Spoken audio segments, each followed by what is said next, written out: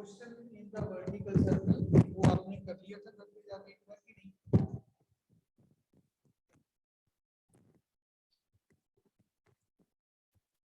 कर लिया था एक बार जाके घर पे कि नहीं टाइम मिला? मुझे बता दिया करो बेटे, ऐसी कोई बात नहीं है, अगर नहीं टाइम मिला तो नहीं मिला, इसमें क्या, अगर मिला है तो मिला है। कई बार मेरा टाइम भी नहीं लगता। हाँ, जरूरी थोड़ी है कि कई बार घर पे कोई काम भी निकल आता है, नहीं भी टाइम लगता। सो बताइए बेटा, अगर आपका हो गया था तो भी बता दीजिए, नहीं हो गया तो भी बता दीजिए। नमन नहीं हुआ? सहज क्या वो कह रहे ये भी रूम तोड़ना है। हाँ जी रिति, क्या कहना चाहते हो आप? कुछ बोलना था उसमें, समझ नहीं आया।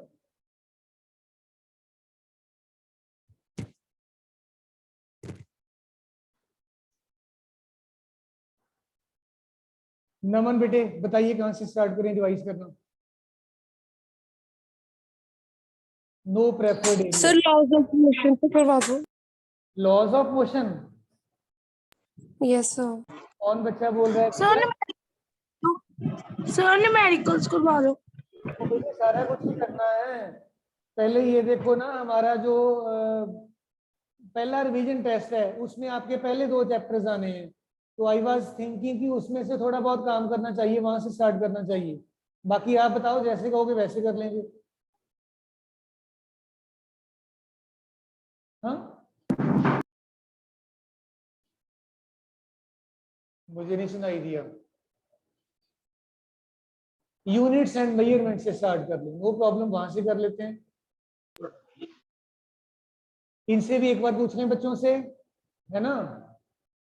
अंजलि, ख्याति, दिया, अदिति, मिताली, राघव, बाकी बच्चे अभी ज्वाइन कर रहे हैं। तो बेटे from where should be start revising the things? बोलिए जी बच्चों, बोलिए, आप कुछ बताएंगे तभी स्टार्ट कर पाएंगे ना हम।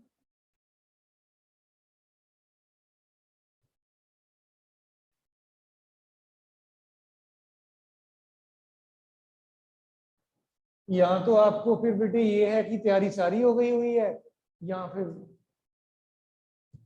कुछ भी नहीं आप बोल रहे हैं, तो इट इंडिकेट्स 2 चीजें रिफ्लेक्ट होती हैं, या तो फिर बिल्कुल तैयारी आपकी पूरी है या फिर पूरी नहीं। बताइए अब क्या करें? नमन कहां से स्टार्ट करें? पहले से स्टार्ट कर लें फिर, है ना बेटा? एक तरफ से स्टार्ट कर लेते हैं, तो साथ साथ चलते जाएंगे, साथ साथ मेडिकल करते जाएंगे। इस वीक में हमारे पास अभी 4 डेज और पड़े हैं आज के बाद, तो 2 दिन लगाते हैं इस पे, 2 दिन न्यूमेरिकल्स पे लगाएंगे, फिर हम काइनेमेटिक्स पकड़ लेंगे, 2 दिन थ्योरी पे लगाएंगे, 2-3 दिन न्यूमेरिकल्स पे लगाएंगे। ऐसे करते करते करते हम आगे चल जाएंगे, ठीक है जी? सो यस बेटा, dear children,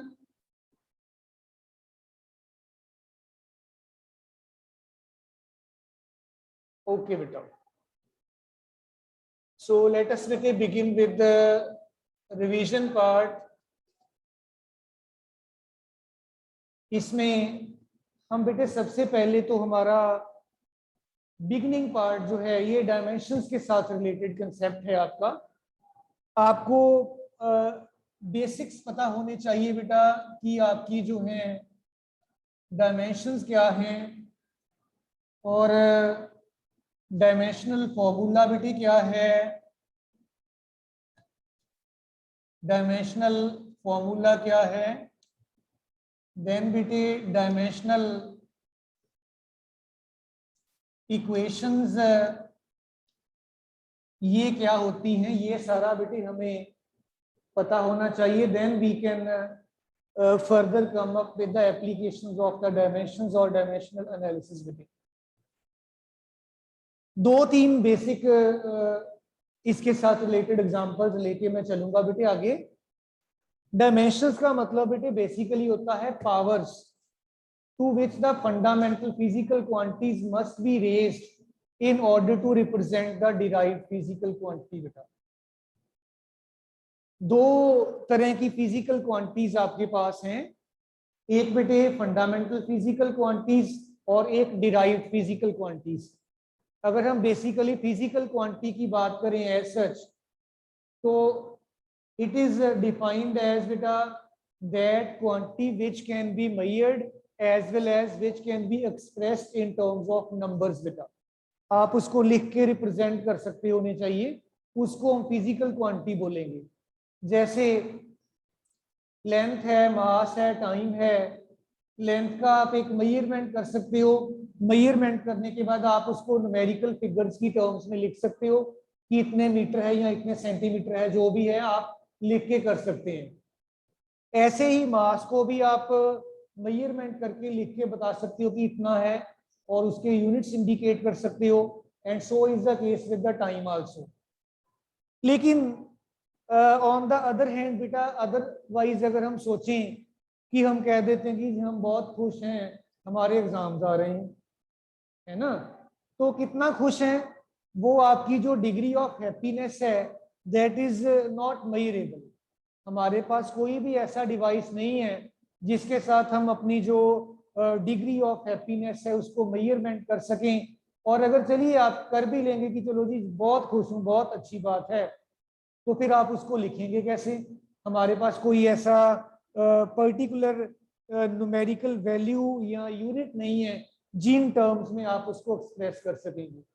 so when we come across some different type of quantities बेटा, उनमें कुछ फिजिकल क्वांटिटीज होती हैं, कुछ नहीं भी होती। और जो होती हैं फिजिकल क्वांटिटीज, उनको आप बेटे फंडामेंटल और बेसिक क्वांटिटीज में डिवाइड कर लेते हो। फंडामेंटल में आपका लेंथ आ जाता है, एंड आपका देन बेटे मास भी आ जाएगा, देन आपके पास टाइम भी आ जाएगा। ये फंडामेंटल या बेसिक क्यों है? बिकॉज ये फर्दर किसी भी और क्वांटिटी पे डिपेंड नहीं करते हैं। अगर आप बात कर लो डेंसिटी की, बात कर लें आप बेटे, या आप बात कर लें वेलोसिटी की बेटा, तो डेंसिटी और वेलोसिटीज ये दोनों बेटा आपकी डिराइव्ड फिजिकल क्वांटिटीज हैं। बिकॉज डेंसिटी इटसेल्फ बेटा जो है ये मास और वॉल्यूम पे डिपेंड करती है, और वॉल्यूम आपका लेंथ के, ब्रेड्थ के और टाइम के साथ रिलेटेड है, सॉरी हाइट के साथ रिलेटेड है।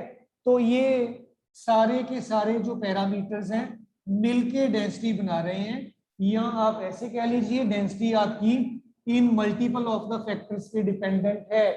और ये क्योंकि बेसिक चीजों पे डिपेंड करती है, that is why it is not basic, it is derived physical quantity. So is the case with the velocity also बेटा। अब बात करें अगर डायमेंशंस की बेटा, आप एसआई सिस्टम में लेंथ को, मास को और टाइम को बेटा बेसिक यूनिट्स लेके चलते हो। इनके बिना आपके पास टेम्परेचर है, करंट है, अमाउंट ऑफ द सब्सटेंस है, इंटेंसिटी ऑफ लाइट है, और टेम्परेचर को केल्विन में आप रिप्रेजेंट कर लेते हो। तो ये भी आपके फंडामेंटल ही हैं। एसआई सिस्टम में 7 फंडामेंटल फिजिकल क्वांटिटीज हैं आपके पास, और 2 सप्लीमेंट्री हैं। और सप्लीमेंट्री में आपके पास एक प्लेन एंगल है, एक सॉलिड एंगल है, और आप उनको एक टैबुलेटेड फॉर्म में याद रखें। Length, mass, time, temperature, current, amount of substance, luminous intensity, amount of जो सब्सटेंस है उसमें मोल आ जाएगा, ल्यूमिनस इंटेंसिटी में कैंडला आ जाएगा, करंट में एम्पियर आ जाएगा, टेम्परेचर में केल्विन आ जाएगा, और 3 ये है ही हैं, 7 हो गई पूरी बेटा। और रेडियन में आपका प्लेन एंगल का यूनिट है रेडियन, और स्टीरेडियन आपका सॉलिड एंगल का यूनिट है। इनकी बेसिक डेफिनेशंस को एक बार जरूर देख लीजिएगा बेटे। और एक चीज और करने वाली है बेटे बात, यहाँ पे हमारे पास कई बार टर्म आती है रैशनल सिस्टम ऑफ यूनिट्स क्या है, coherent system of unit system क्या है, और मीट्रिक सिस्टम क्या है। यू रिमेंबर समथिंग और नॉट बेटा? Rational, metric and coherent system बेटा भूल गए? जब भी हम बेटे मीट्रिक सिस्टम की बात करते हैं, मीट्रिक सिस्टम में आपका वो सिस्टम ऑफ यूनिट्स आ जाएगा जिसमें आप बेटे यूनिट्स को in the power of the 10 represent कर सकते हो। जैसे आपके पास 1000 सेंटीमीटर्स है, आप इसको 10 रेज़ पर 3 सेंटीमीटर लिख सकते हो। आप इन टर्म्स ऑफ पावर्स ऑफ 10 इसको रिप्रेजेंट कर देते हैं, इसको मीट्रिक बोल देते हैं बेटा। और एक आपके पास है बेटा रैशनल। जब भी हम रैशनल सिस्टम की बात करते हैं तो रैशनल सिस्टम का मतलब है कि ऐसा सिस्टम जिसमें एक क्वांटिटी के लिए एक ही यूनिट है, और आपका एसआई सिस्टम जो है ये रैशनल सिस्टम है। अगर हम एनर्जी की बात करें तो एनर्जी में आप बेटे कैलोरीज एंड जूल्स की बात किया करते हैं। ये आपकी ओल्ड सिस्टम ऑफ यूनिट्स की बात कर रहे थे हम। अगर हम अपने लेटेस्ट सिस्टम ऑफ यूनिट्स में एनर्जी चाहे किसी भी टाइप की हो यूनिट्स की बात करें, it will be single unit, that is joule. So that is why we say that बेटा आपका वो सिस्टम ऑफ यूनिट्स जिसमें एक ही फिजिकल क्वांटिटी की जितनी मर्जी टाइप्स हो जाए आगे एक ही यूनिट रहेगा। सो इसके बाद आपके पास बात आ जाती है कोहेरेंट सिस्टम ऑफ यूनिट्स की। बेटा कुछ याद आ रहा है कोहेरेंट सिस्टम से बेटा? एनी क्लू बेटा? जब भी आप बेटा फंडामेंटल फिजिकल क्वांटिटीज को यूज करके डिराइव्ड फिजिकल क्वांटिटीज बनाते हैं तो आप अपनी फंडामेंटल फिजिकल क्वांटिटी को डायरेक्टली मल्टीप्लाई कर लें या डिवाइड कर लें ताकि आपका डिराइव्ड फिजिकल क्वांटिटी बन जाए without any numerical factor being involved in that. मतलब आप जैसे मास को और वॉल्यूम को डिवाइड कर रहे हो, या आप मान लीजिए स्पीड है आपके पास, स्पीड आपके पास आ जाएगा डिस्टेंस कवर्ड अपॉन टाइम। तो एक क्वांटिटी ये है, एक क्वांटिटी ये है, आप डायरेक्टली इन दोनों को डिवाइड करके ये बना रहे हो, इसके साथ आप कोई और नंबर नहीं अटैच कर रहे। जैसे हम कांस्टेंट ऑफ प्रोपोर्शनैलिटी लिखा करते हैं कई केसेस में, यहाँ पे कोई भी कांस्टेंट इनके साथ नहीं आ रहा। तो आपका बेटे वो यूनिट जिसमें डिराइव्ड यूनिट बनाने के लिए आप फंडामेंटल यूनिट्स को डायरेक्टली मल्टीप्लाई कर लें, डिवाइड कर लें ताकि आपका नया सिस्टम ऑफ यूनिट्स बन जाए, that we call as our बेटा कोहेरेंट सिस्टम ऑफ यूनिट्स। बेटा बेसिक चीजें हैं, इनका ध्यान रखिएगा। अब बेटे मैं बात करूंगा डायमेंशंस की।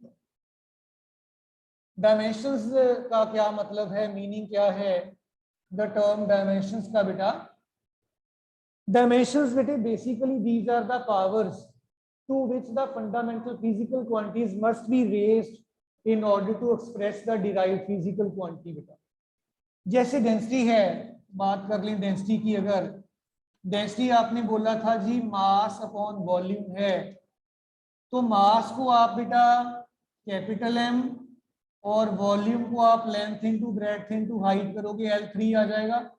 और आपका यहाँ पे डेंसिटी के लिए फॉर्मूला बन गया m1L-3T0। तो ये जो आप पावर्स देख रहे हो 1, 3, -3 एंड 0, इन चीजों को बेटे बोल देते हैं डायमेंशंस। सो डायमेंशंस जो है बेटा these are the powers to which length is raised, mass is raised and time is raised in order to express the derived physical quantity। बेटा डायमेंशनल फॉर्मूला की अगर बात करें, आप डेंसिटी को जब इस तरीके से लिख देते हो तो राइट साइड पे ये जो ब्रैकेटेड क्वांटिटी है ये सारी की सारी, इसको आप डायमेंशनल फॉर्मूला बोलते हो बेटा। और अगर आप इसको इसके साथ इक्वेट करके लिख देते हो, यहाँ पे आप लिख दें कि ये आपका जो डेंसिटी है इसके बराबर आ रहा है, तो ये चीज सारी की सारी जो कलेक्टिवली है this we will be calling as with density. So in this way आपने dimensions, dimensional formula and dimensional equation को बेटा सोच देख या डिराइव डिस्कस कर सकते हो बेटा। ये आपकी बेसिक्स है बेटा। चलें पुत्र आगे। आपको डायमेंशंस याद होंगी थोड़ी थोड़ी कि भूल गए हो? याद है ना? कोई 5-4 कर लेते हैं, then we come to the application. ठीक है, जब भी आप बेटे डायमेंशंस की बात करें, आप को फॉर्मूला याद होना चाहिए, डायमेंशंस अपने आप निकल जाएंगी। क्रैमिंग अवॉइड करिए। जैसे मान लो फोर्स है, 1-2 एग्जांपल्स लूंगा फिर आगे मैं चलूंगा बेटा। फोर्स है जैसे आपका, आप इसको बोल देते हो कि ये मास और एक्सेलरेशन का प्रोडक्ट है, और एक्सेलरेशन आप जानते हैं ये change in the velocity upon time taken होता है। अब आप इसमें वैल्यूज पुट कर दीजिए, डायमेंशंस पुट कर दीजिए। मास के लिए m1 आ जाएगा, वेलोसिटी आपका L1 t-1 हुआ करता है, और ये टाइम आपका यहाँ पे t1 आ जाएगा। तो you will get that m1 L1 t-2 आपके पास फोर्स का डायमेंशनल फॉर्मूला आ जाएगा बेटा। ऐसे ही आइए 1-2 और एग्जांपल्स करके देखें। इम्पल्स की अगर बात कर लें, इम्पल्स आपका जो है ये बेटा फोर्स इनटू टाइम होता है। फोर्स देखिए आपने निकाल लिया है, ये it is your m1 L1 t-2 into another t1 कर दोगे आप, it will turn out to be m1 L1 t-1 बेटा। आप ऐसे कर सकते हो। अगर आप बात करो प्लैंक्स कांस्टेंट की, तो निकालोगे उसकी डायमेंशन आप लोग बेटा।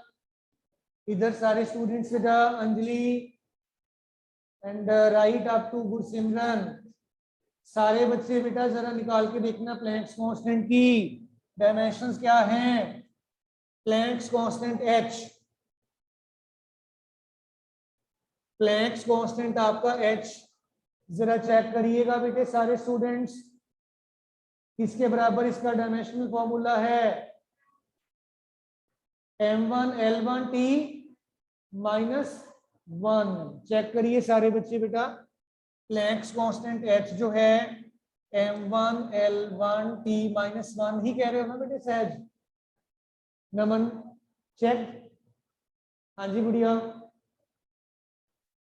आप E is equal to H into nu से बेटा कर सकते हो, है ना बेटा।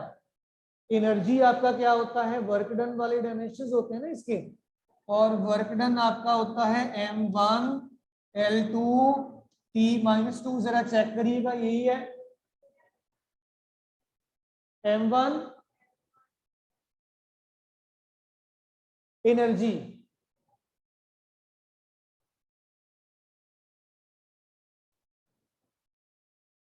चेक करना जरा, नहीं आ रहा ये।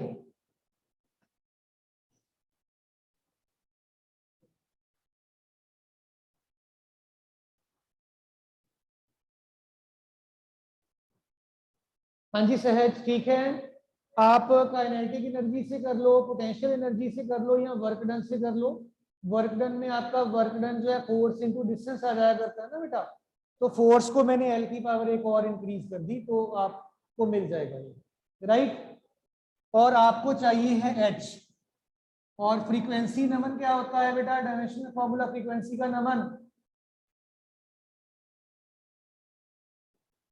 भूल गए, दिया frequency.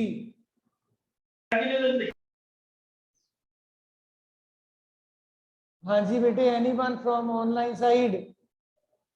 Sir t-1 t-1, -1। Very good. 1 upon time period होता है ना ये, तो आप इसको इस तरफ शिफ्ट कर लीजिए। H will be equal to m1 L2 t-2 divided by t-1, and it will be obviously जैसे बच्चों ने निकाला ही है m1 L2 t, ये शायद 2 आ रहा है, जरा चेक करिएगा। अच्छा एनर्जी का आप गलत लिख गए थे, तो ये बेटा यहाँ पे ठीक करना होगा आपको, इट शुड बी L2 बेटे, राइट। देन एक और करके देखिएगा सारे स्टूडेंट्स का, लीनियर डेंसिटी। लीनियर डेंसिटी का निकालेंगे सारे, लीनियर डेंसिटी बेटा,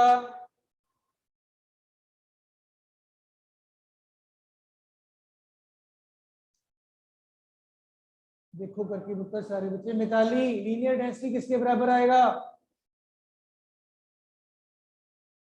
Mitali is present or not?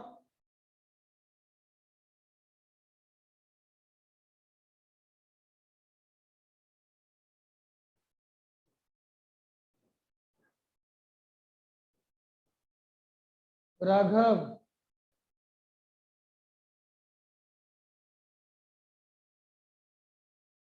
हाँ जी बेटे, इट इज, हाँ जी बोल दीजिए।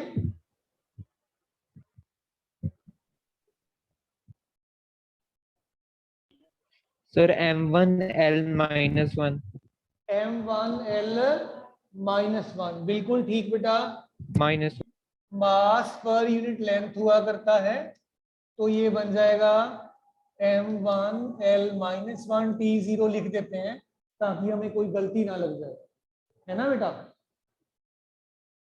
देन प्रेशर ग्रेडियंट याद है?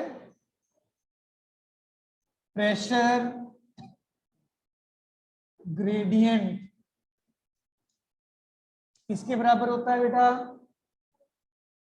It is force by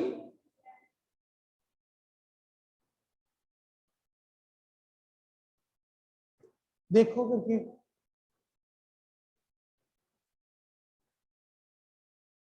pressure gradient आपका प्रेशर अपॉन ये होता है ना, और प्रेशर आपका फोर्स ओवर एरिया होता है।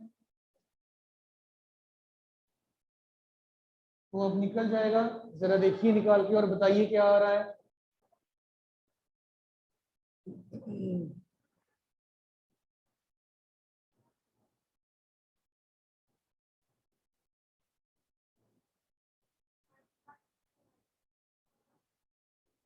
बेटे दोबारा बोलो, आपकी आवाज नहीं सुनाई दे रही मुझे। T-2 के 1 है, 2 नहीं होना चाहिए। -1 फोर्स होता है M1L1 T माइनस, हाँ बेटे सर सोचो, T -2 माइनस -1 कुछ नहीं सुनाई दिया बेटे, कोई आपका सुपर इम्पोजिशन हो गया साउंड्स का। दोबारा बोलिए एक बार अंजलि। सर T -2 T-2 क्यों?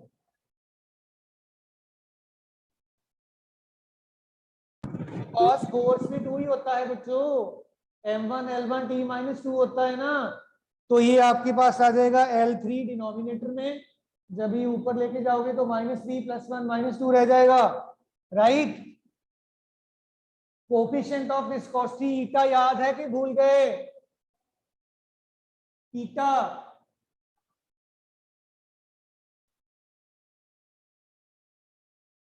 ईटा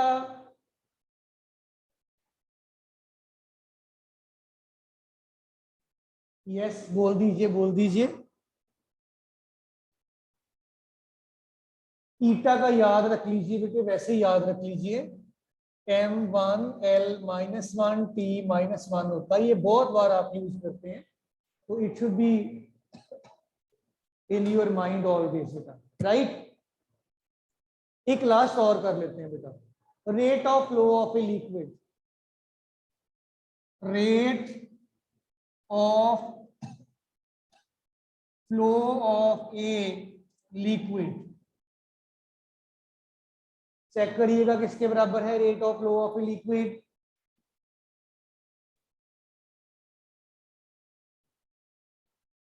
होता क्या है रेट ऑफ फ्लो बेटा? वॉल्यूम बाई टाइम, कौन सा टाइम कौन सा वॉल्यूम?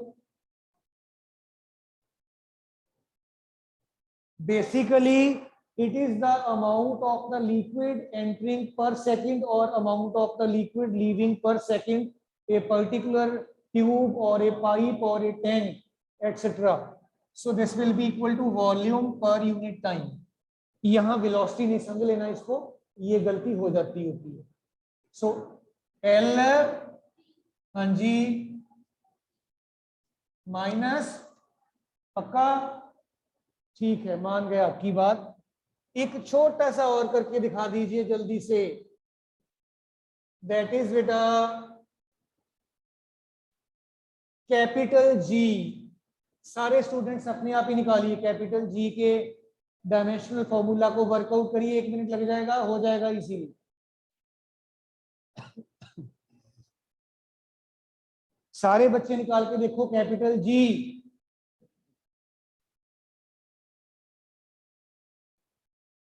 और लिखवाइए मुझे, क्या लिखूं मैं कैपिटल जी को पुत्र? कहां से स्टार्ट करोगे कैपिटल जी के लिए? 1 मिनट. m-1 L3 T-2, यही बोल रहे हो आप? सारे स्टूडेंट चेक करिए बेटा, कैपिटल जी यही है. हाँ जी बेटे, नहीं किया चेक आपने? हाँ जी बेटा, डियर चिल्ड्रन,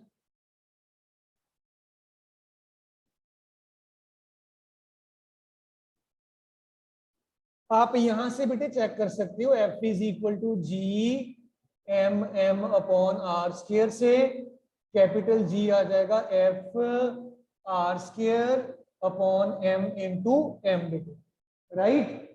सो फोर्स आपके पास होता है m1 L1 T-2 बेटा. R आपके पास रेडियस की जगह पे L2 आ जाएगा और इट विल बी m2 बेटा. तो ये 2 जब आप ऊपर शिफ्ट करोगे तो ये बन जाएगा -1.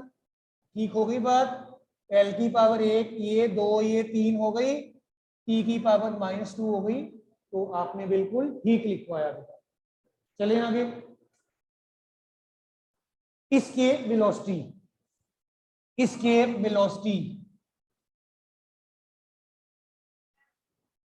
L1 T-1, कोई भी वेलोसिटी हो सेम ही रहना है. तो it will B m0 L1 T-1.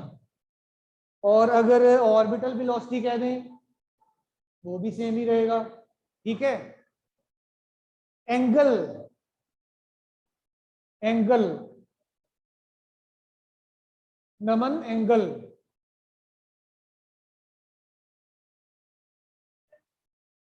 it is having no dimensions. Why beta Sahaj?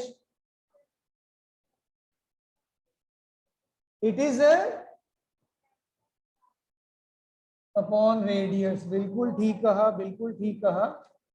Angle theta होता है arc length divided by radius, तो दोनों कट जाएंगे. It will have no dimensions. Coefficient of friction mu F upon R किया था आपने, निकालिए जरा. No, why no? पक्की बात है? Okay, no dimensions. Then refractive index mu.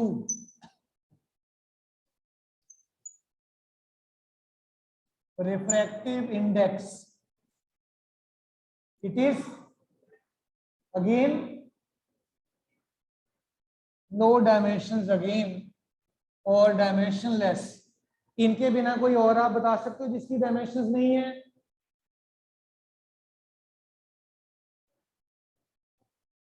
कोई भी नंबर ले लोगे आप, 1 2 3 tan theta pi e etc. These are all dimensionless constants, right बेटा?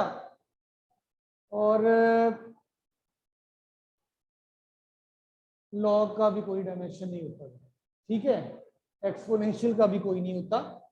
तो इस तरीके से आपने बेटा आज जाकर घर पे जाकर एक बार सारे के सारे डायमेंशनल फॉर्मूलाज को 10 मिनट्स देखना है, और अगर कोई लगे आपको डिफरेंट उसको नोट कर लेना, राइट बेटा।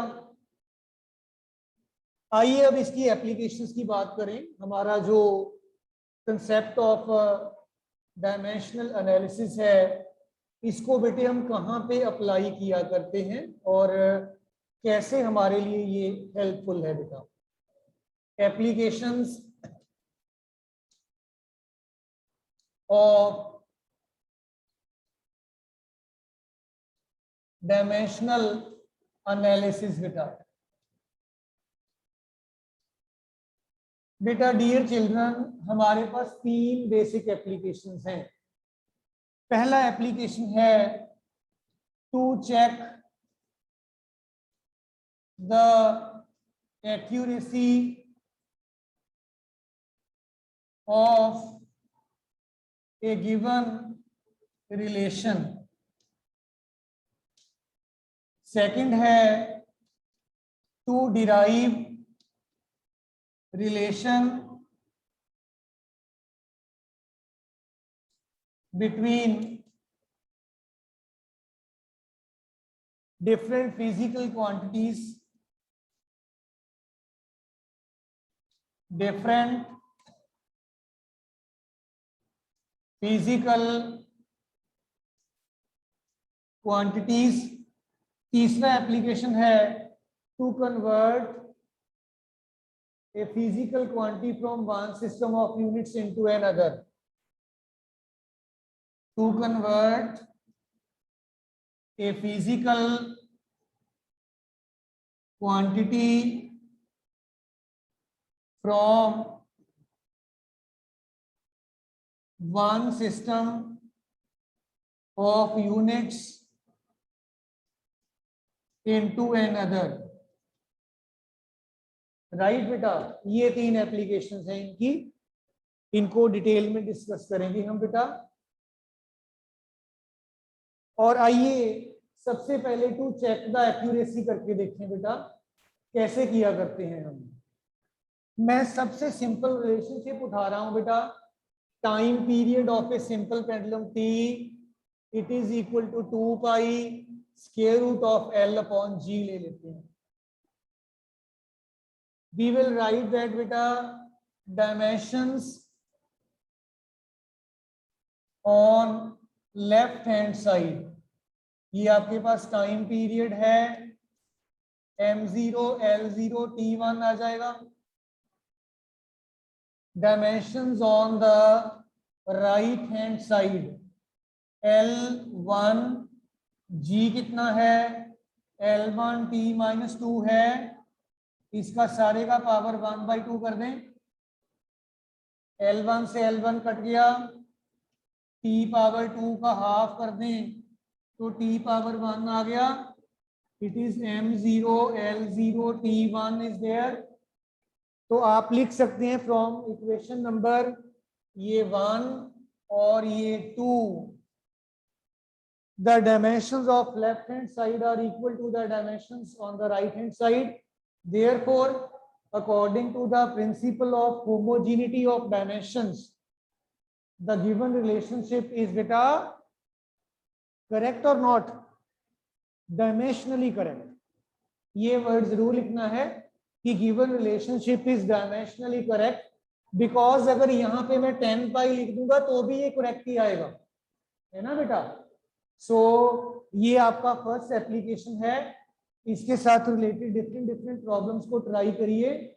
तो कल कोशिश करते हैं कि खत्म कर दें आपका ये chapter, then we will switch over to some of the numerical problems बेटा। सो अंजलि बेटा, अंजलि